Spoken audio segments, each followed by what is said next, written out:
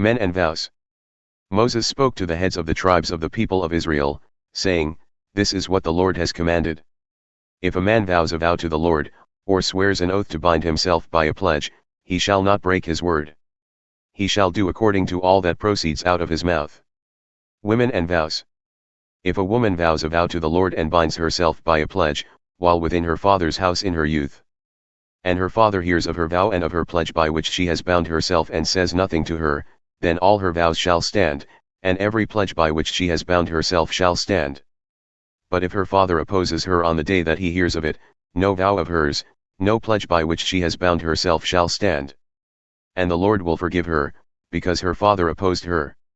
If she marries a husband, while under her vows or any thoughtless utterance of her lips by which she has bound herself, and her husband hears of it and says nothing to her on the day that he hears, then her vows shall stand, and her pledges by which she has bound herself shall stand.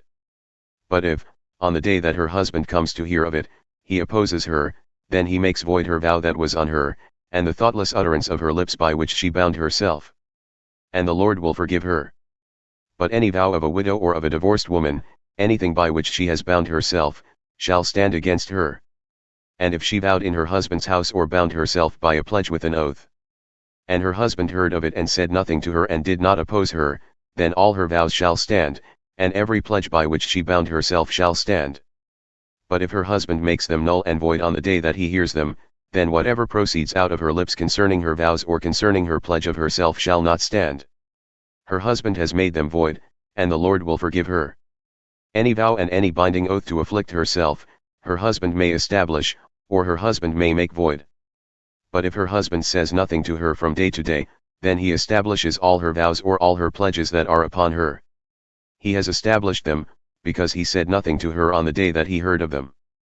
But if he makes them null and void after he has heard of them, then he shall bear her iniquity. These are the statutes that the Lord commanded Moses about a man and his wife and about a father and his daughter while she is in her youth within her father's house.